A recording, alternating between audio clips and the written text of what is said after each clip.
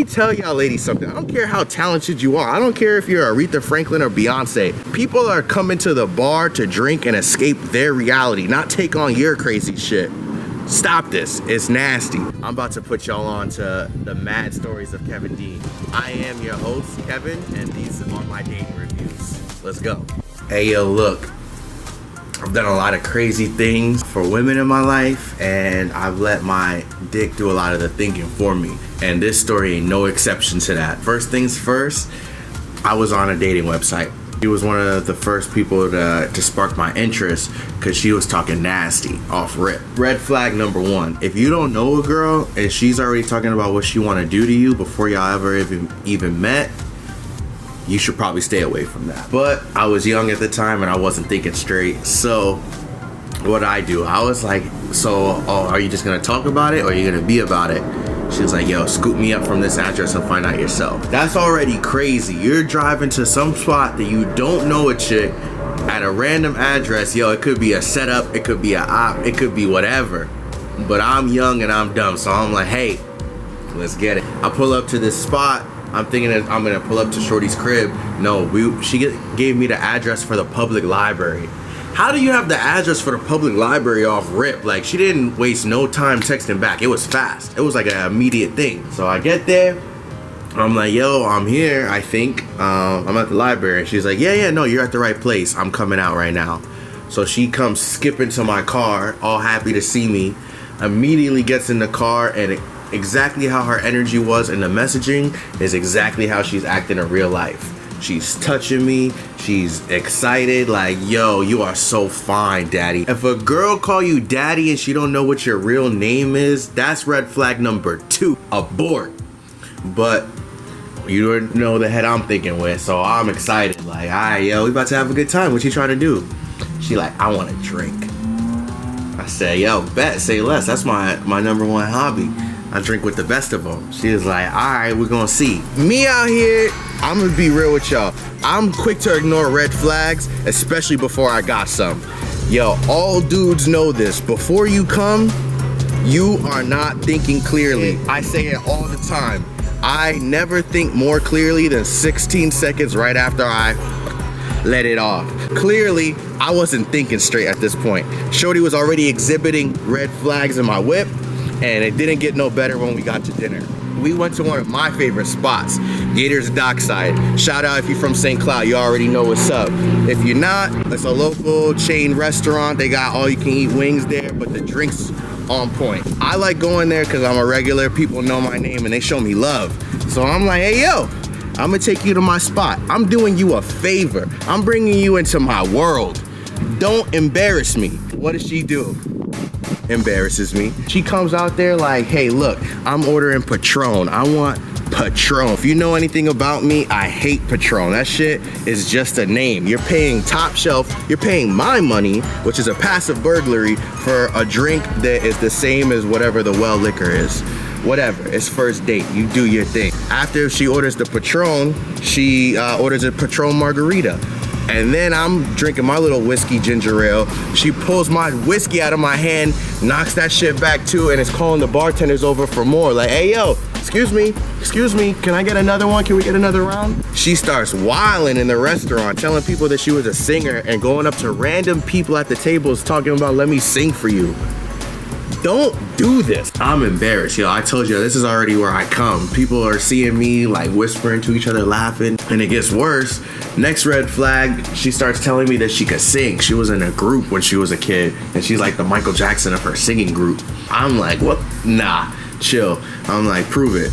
So she starts singing at the bar and singing to other people at other tables. And the craziest part about it was she can't sing.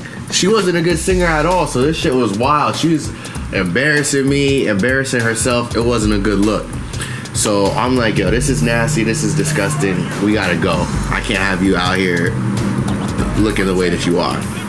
And that's how we ended up going back to the car. I've already put up with way more shit than I have to, and this is not in my character. But before I get some, I'm always willing to put up with the most. So I'm at the point where I'm like, look, we're not doing nothing else tonight. We're not getting no more bottles. You're not singing no more Motown to people at the bar. We're going back to my crib.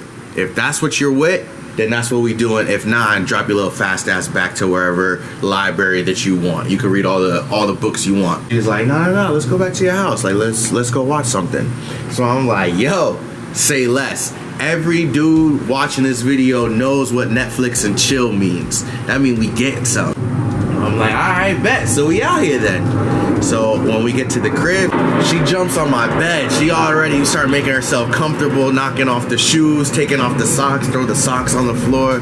She got her book bag, and the whole time of everything that she took off to get comfortable, she left the book bag on, stayed strapped. And I'm just thinking to myself, like, what is this Dora the Explorer bitch got in her backpack that she ain't willing to take it off?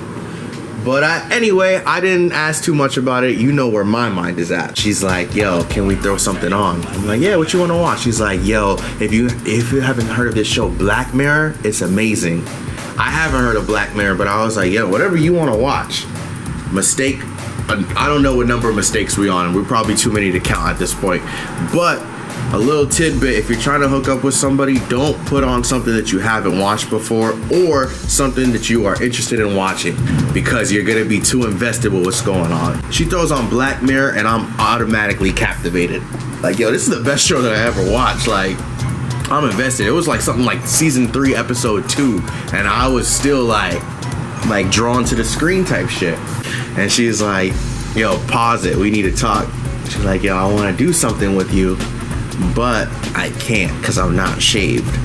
And now I snap back into getting some mode. I'm like, yo, that don't gotta be a reason for us to not hook up. Like, I voted for Busch. I don't even care about a little bit of Busch. Like, Busch Gardens is my favorite theme park, baby. Like, I need this. Please don't take this from me. She's like, no, I'm hairy down there. I don't want you to see it unless it's shaved. And then she comes through her book bag, opens it up, and pulls out a razor.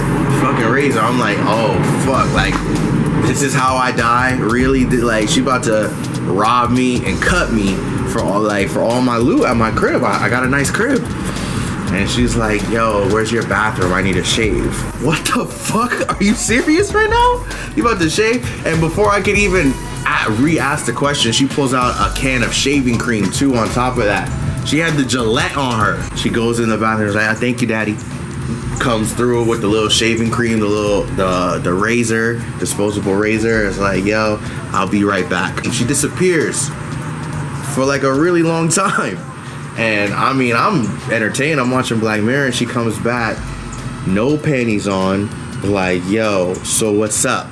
You already know what's up. Come through. I want to tell you guys right now, for all the crazy shit that I went through, I want to say to y'all, maybe it wasn't worth it. Maybe I shouldn't do this anymore. But then I fucked her. That shit was incredible, yo. Fucking fireworks, sparks blowing. I literally think I saw an angel at one point. Like, some of the best buns that I ever had. I'm talking like, this was no Kaiser roll. This was no brioche buns. This was a pretzel bun. Like, this shit was fire. Shorty was doing moves I never seen before. She put herself in a full Auntie Anne's pretzel position. Doing reverse cowgirl, bionic seahorse, every like moves that I never even seen before. Yo, porn stars didn't even know these moves. We wrapping up, and I'm like, laid down, I'm out of breath. Like, yo, girl, that was amazing. You crazy. Little did I know, yo, she was crazy. As soon as I said that, she snapped right back into fucking crazy mode.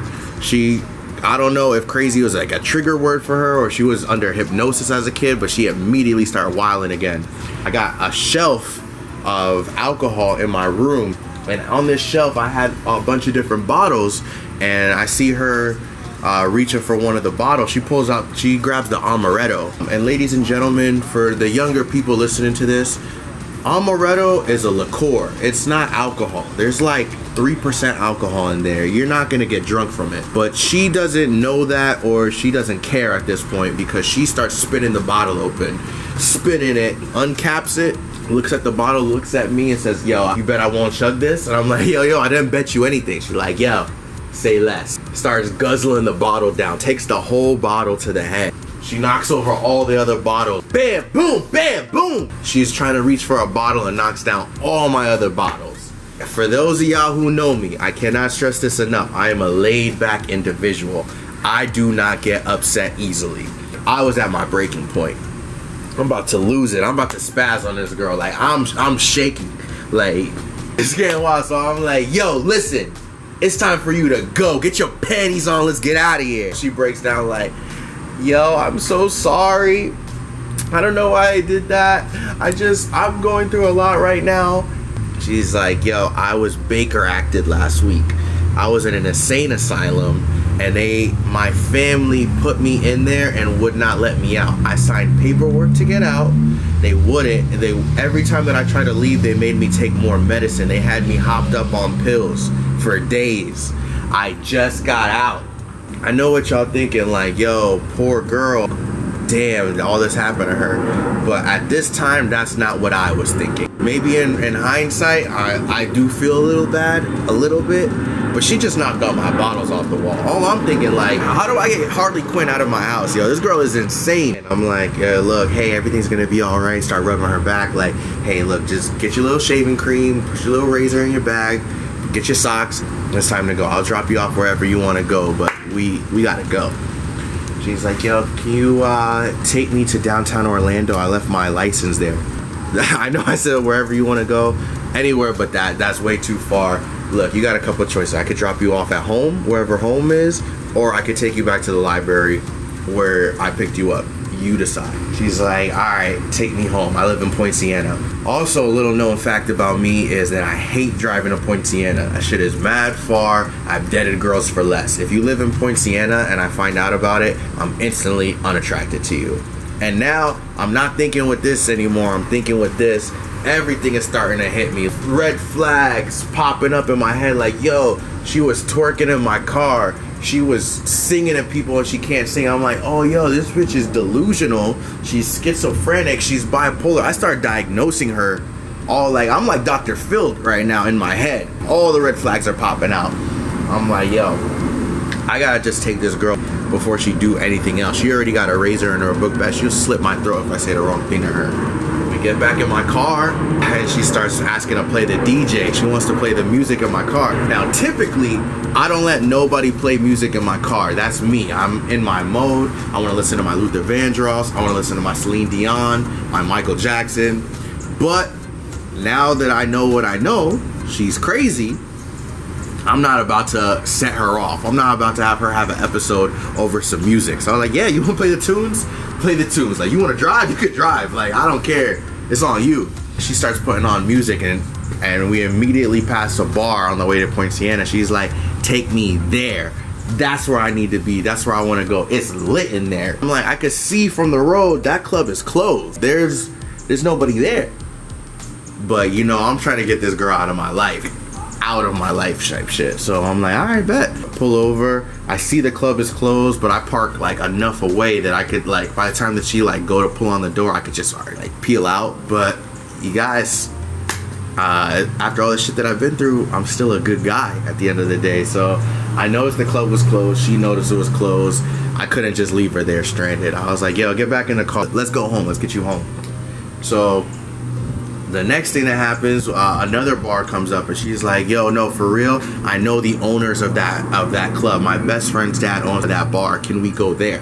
Can you drop me off there? And I'm like, yo, girl, anonymous, I don't think that's a good look. Where the last club was closed, you're drunk, like, let me just take you home. She wasn't trying to have it. She starts freaking out like, yo, I was just in an insane asylum. I need a party. I need a club. Take me there. You got it, ma. Cool. I pull over in there. I was like, yo, you got your socks? You got your shaving cream and shit? Like, what else? Are you good? She's like, yeah, I'm good. Thank you. Thank you for an amazing night. Gets out of my car, closes the door, and walks in the club to never be seen again.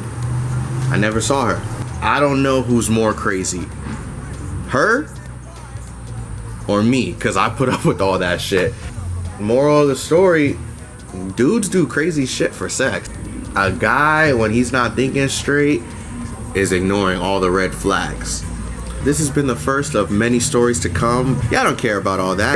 Y'all want to hear what the Kevin 7 review is. On a scale of 1 to 7, this is where I break down how many stars that she got for this date. Just to recap a little bit, crazy girl got in my whip, was talking crazy, we went to the bar, ordered Patron, drank my drink, drank her drink, got reckless, was drinking, singing, all this shit.